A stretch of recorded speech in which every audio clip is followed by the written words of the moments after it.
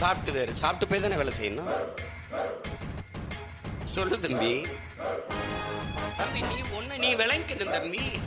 நீ சந்திர மண்டலத்துக்கு சந்திராயனை அனுப்பலாம். அந்த சயின்டிஸ்டுக்கு சாப்பாடை எங்க அப்பன் தான் அனுப்பணும் ராஜா. விண்வெளிக்கு விண்கலத்தை அனுப்பலாம்.